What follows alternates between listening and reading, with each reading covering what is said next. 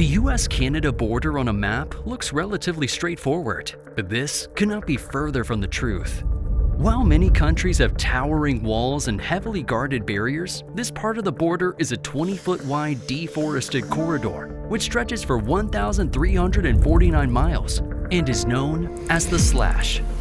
And while Canada and the US are supposedly friendly neighbors, both countries go to extreme lengths to make sure neither side gets a single inch of extra territory. When you look closer at the map, you can see that rather than traveling along a straight line, there are actually regular irregularities. These look like mistakes, and believe it or not, some of them actually are. People made grave errors when drawing maps from which the borders were made, and this has resulted in over 200 years of consequences. There are American homes with Canadian driveways, American kids whose nearest school is in Canada, and a library that's in both America and Canada. But behind these strange phenomena is the story of arguably the most interesting border on the entire planet.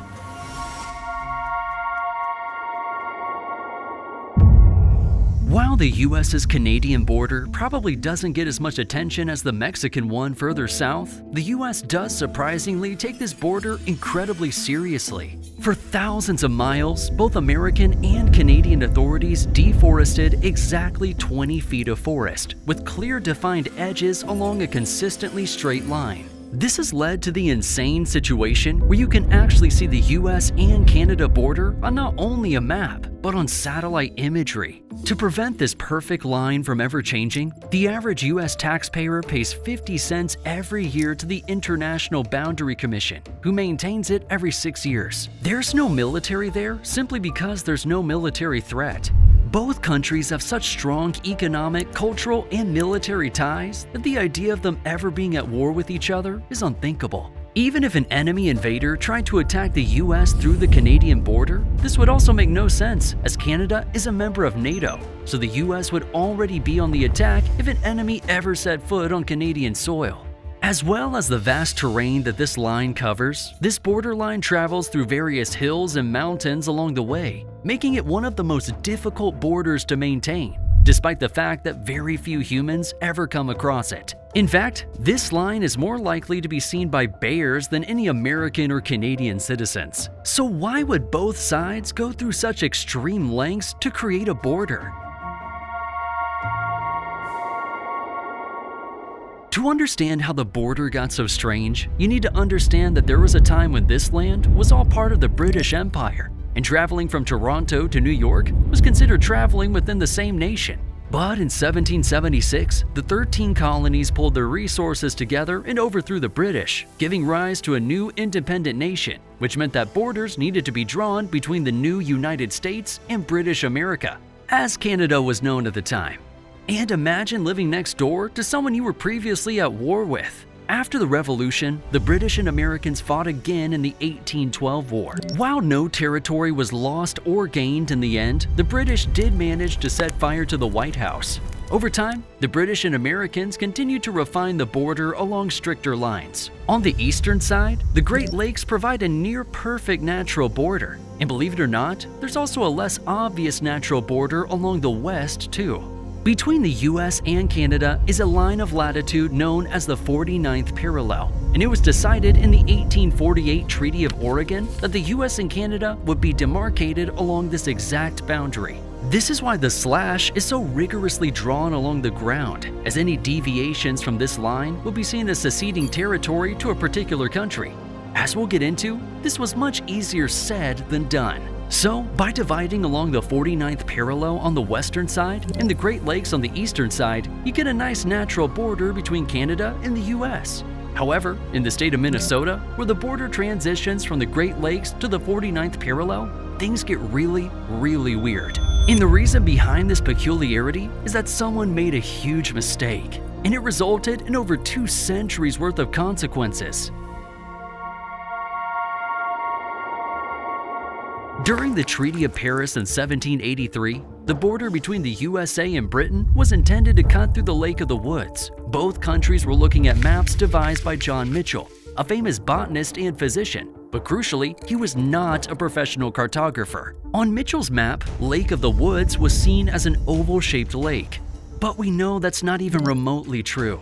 So, when deciding which part belongs to Minnesota in the US and which part belongs to Manitoba in Canada, you get this incredibly peculiar part of Minnesota that's sitting much further north than the border. As a result, this northwest angle, commonly known as the Angle, is still part of Minnesota and not Canada. So, because of this mistake, you need to travel through a different country to visit the rest of your own country. As you can imagine, this location is a bit of an inconvenience for the locals. They typically limit grocery shopping to once a week, as they have to notify Canadian authorities when they're about to cross the border. I'm at Jim's Corner and I'm heading into the world border. Rather inconveniently, there is an elementary school, but not a high school. So, teenagers need to cross the border every single day and drive for hours to the nearest American school. As well as a roll call in class, the bus driver will also give the names of all the kids to customs officers when traveling through. So, why doesn't the US just give it to Canada? On the surface, it seems like a crazy idea for the US to want to keep hold of its territory. However, this lakeside town has access to plentiful fish and is quite a valuable piece of land. So, approximately 60 families live in this fishing village all year round, and for hundreds of years, they consider themselves proud Minnesotans. That is, until a highly controversial fishing dispute erupted in the 1990s. In 1998, fishermen on the Angle caught walleye fish on the Canadian side. However, Canadian laws dictated that only Canadian fish could be caught by fishers staying in Canada, whereas these fishermen were technically in the US. Things got so bad that locals from the Angle threatened to secede to Canada. And while you would think that it makes sense for this Angle to be part of the Great White North, the US government forced Canada to change these laws and ensure that American fisheries could catch the walleye fish. The US government wanted to keep the Angle part of the US for a number of reasons, mainly out of fear that other areas would also want to become part of Canada too. While you would hope that this was the only mistake made along the border, this is sadly not the case. And instead of correcting this mistake, America and Canada instead have the strangest street in the entire world. While the western side of the border was divided by the 49th parallel, the western side past the Great Lakes is divided by the 45th parallel.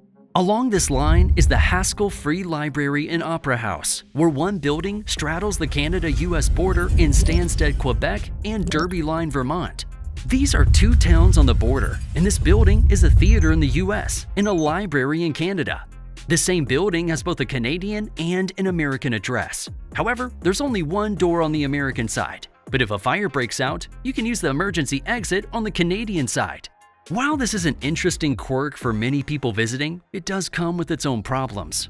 One video shows an SUV driving across the lawn of the library in the hopes of traveling from Canada to the US unnoticed. But things get even stranger on a road known by the French Canadians on one side as Rue Canusa, but known by the American residents on the other side as Canusa Street.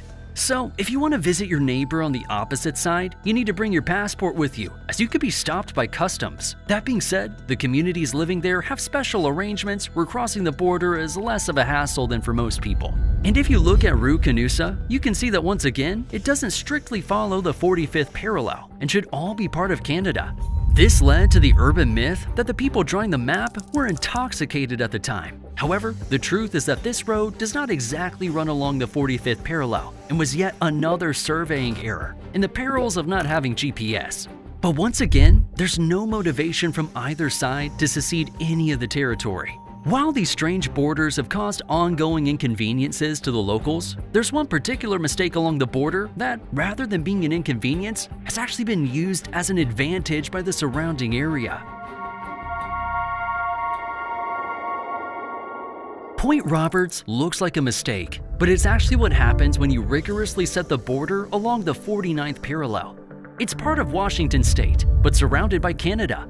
However, their Canadian neighbors have taken full advantage of this unique location. As well as the scenic views that its waterways provide, one more practical reason that Canadians cross over the border is to fuel their cars. In Canada, petroleum has a much higher tax rate than the US, so many nearby Canadians fill up their cars in this area. Canadians have also set up post boxes in Point Roberts, meaning that they can live in Canada but have a nearby US address to which they can get parcels sent to.